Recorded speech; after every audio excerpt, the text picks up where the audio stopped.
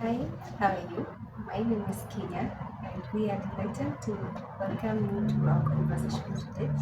I also want to welcome you whom you viewed us for the first time. This is Writing Right Forum, where we always host Kenyan authors so we can talk about their materials and also what is it that we are learning from the books. So as usual, we have one of the very best authors in town. He's not only an author, but he will also tell us what he does.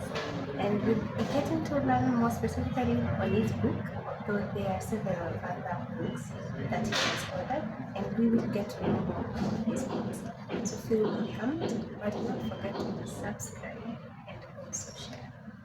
So, hi, Hannah. How are you? Hi, thank you so much. It's nice. Long time. Okay, good seeing you.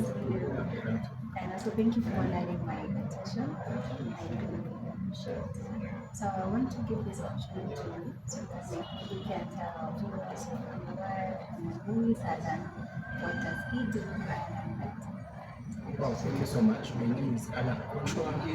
As you've been told by my from Kenya. Well, I love writing and professionally I'm a lawyer. I'm also partly a mental health advocate. Yeah, and also I'm a human being. I'm a human being. I'm just any other guy in the streets. Yes. hey, that's nice. As you add, there are so many, many hats that he has. Firstly, he is a human being. And the next thing he also writes. And he is also a lawyer. So suppose you have issues that needs a lawyer, you can see him and I'm quite sure that he will get to assist. Alright. So with me I have one of the very best books I have read, especially when we're looking at the present that we are in today. But other than the present is it, maybe you can tell us how many books have you authored? Well, thank you so much. Currently, I've written, I've written titles, 5 titles, and there's one that is coming on the shelf soon, which will be the sixth one. But the titles, because the three are books, then two are student programs. Books, but for student formation. Yes, high school student formation. That's for students in general, and for professionals. Oh, wow, that's amazing. So maybe you can tell us the first books. Yes. This is the first book, and that's why we can here talk about it because it holds a special place Yeah. in my heart as the first book. So the first one is here, the present is seed. And the second, The fear of guilt. that The one. third was now the student, students, then the leaders of today, followed up with him at the same time. And then now we have the pursuits of self-justice. Yes. Amazing. I think I've read the first and the last. Oh, yes. That's amazing. I also need to get the other three so that I can get to it. So maybe we can get to divert in the present seed so that we can get to know what it is really about. Personally, I've read it. It has really, really been an inspiring book, especially when I'm looking towards maybe my goals. Because it's more of now we are planting a seed that we want to have fruit from it in the next coming generations. So you can tell us more about the present seed. Well, thank you so much. I wrote The Present is the Seed in the first book. And what was my inspiration at that time? I'm a lover of philosophy. I love philosophy naturally. And in philosophy, there's much to do with reason. The lovers of reason. So I had some disturbance in terms of how society, how we coexist as human beings. There's a lot of fight in society, there's a lot of pressure in society, there's a lot of anxiety, there's a lot of so much. Yeah. And if you look at it in the young generation, there's a lot of wanting to achieve so much at once. We're always beating up ourselves to overdo, to just get everything done immediately. Yeah, You're getting it. That was one. And then two, I was also thinking about the idea of transitioning from one stage to another. People transit, they don't transform. You get. So you are living class 8, you go from one as a transition. Yes. So you realize I've forgotten everything I did in class 8, so I'm now in Form 1. You leave Form 4 and go to campus and you're like Form 4 is done and now it's campus. But you see that's not how life works. You are writing a video of your life, a movie of your life. These are episodes, part of the series of your life. So you need to be transforming from one to another, but they form part of your story. So they should be holistically, like it should be a holistic transformation, not just a transition. So that then you're leaving campus and like I'm going to the job market. You're getting nothing from campus inspired you to transform to the workplace. No ethics, no patience, no nothing. Just I have a degree, so I'm well good for work. Go to the working space. After working, I'm okay to retire. You see, you're just transiting. You're not transforming. So it's actually a book of growth. But now that growth starts from asking the person, why do we need that growth? And why today? Why not tomorrow? So that's why what the book is trying to answer. Why is it important for us to plant this seed very early and plant it right? See, there's planting and planting right. So how can we plant the seed and do what plant it right?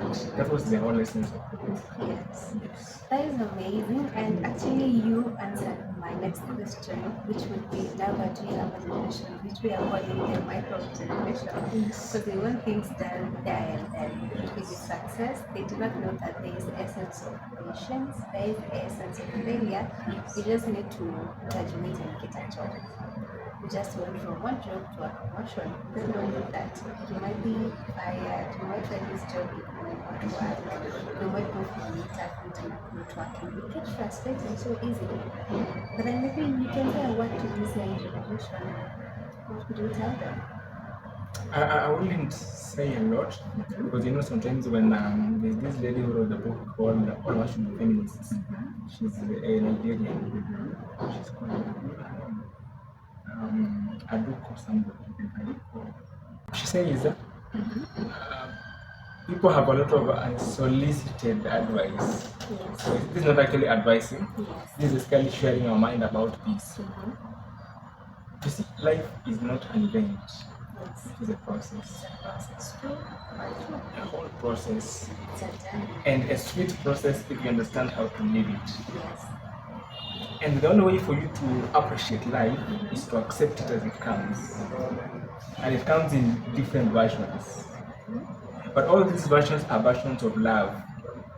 Yes. Whether bitter or sweet. Sweet. All of them are versions of love. Of love. Because love is the greatest commandment. And you must always treat life and do everything you do with love.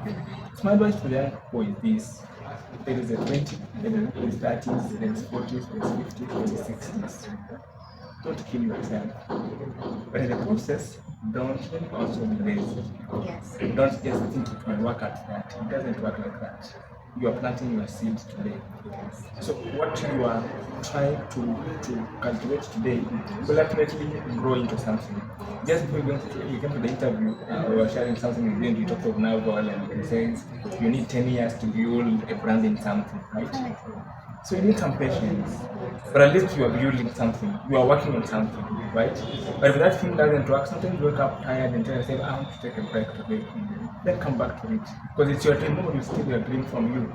So it is you who knows your vision. You just need to be clear. And clarity means you must clear your traumas, your mental health issues. You must be patient with yourself. Don't compare to people. You are your own competition. And actually, I tell people in my third book, The Pursuit of Self-Justice, that you are not actually in competition with yourself or in competition with other people. Allow the resources compete with themselves.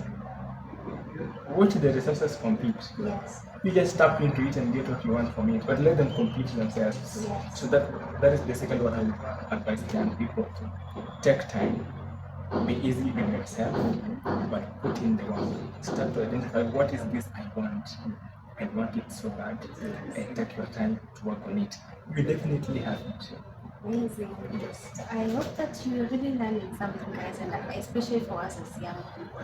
He has already told you that at times we need to be patient, and it's not like it is a competition. I mean, the dream is yours, it's not going anywhere. So, what you need to do is be patient, be consistent, put in quite some effort. But at the same time, you also need to have time to rest, especially when you're feeling overwhelmed, probably you need to take a break.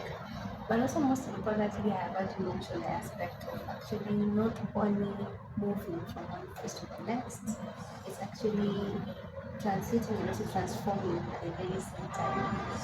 And there is a crisis that we are having, especially when it comes to campus, because someone has been from high school and to campus, it's just moved. They have not actually transformed.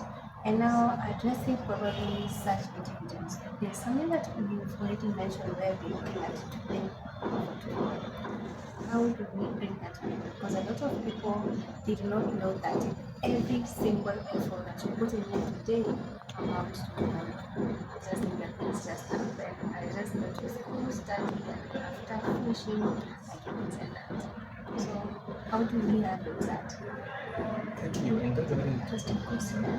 I don't know whether I still have an answer to that. I've written so many things, many books. Yes. I don't know whether I've already answered that question, but I don't think it's really answered. Because human beings are mysteries. Yes.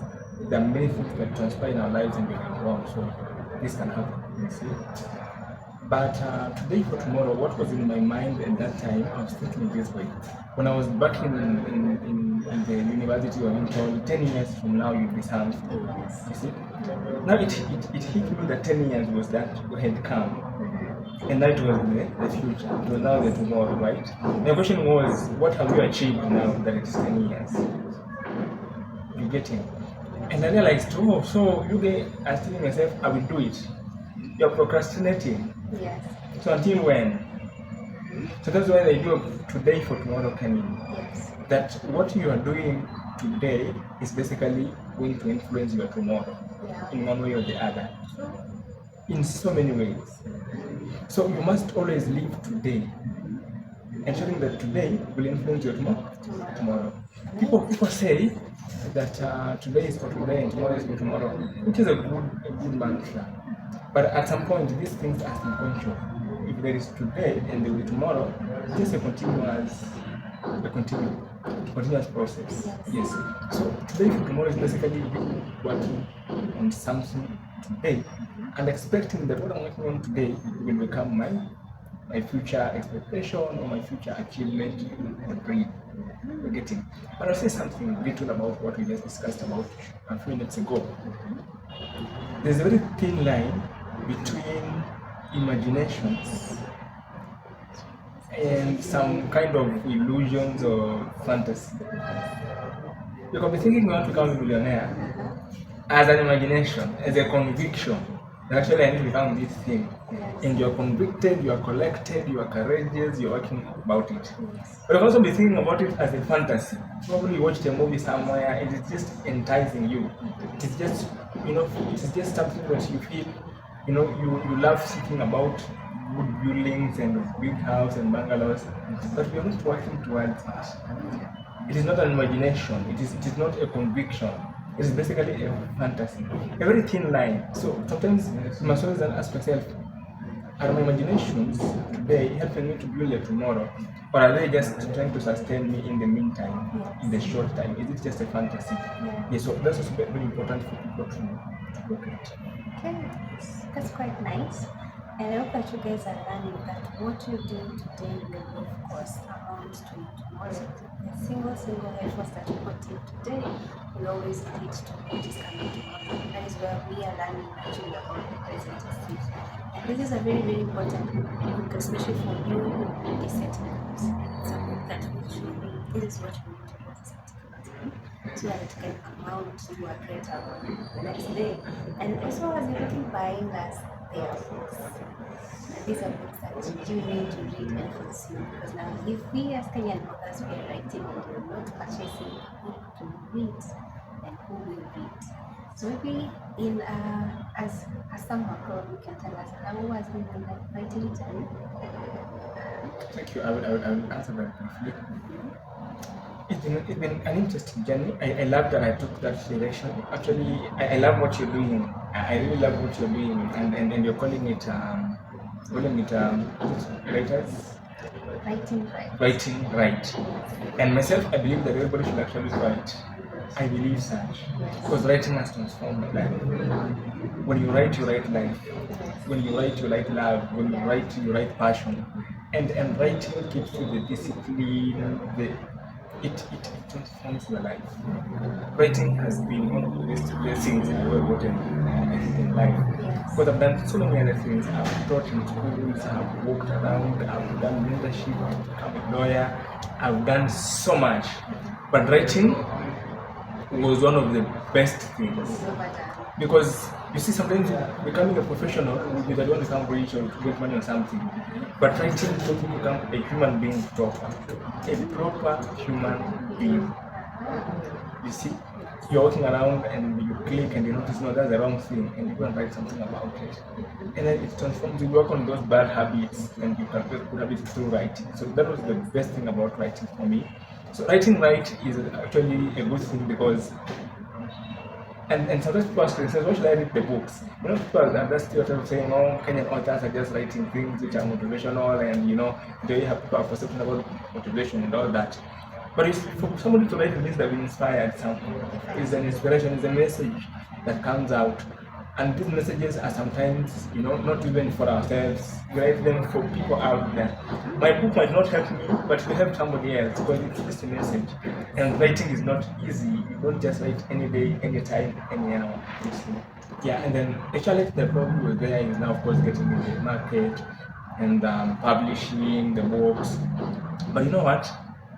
It doesn't take a lot. I know you're an author and you're published books. People think it takes a lot for you to do that. It doesn't take a lot for you to publish a book.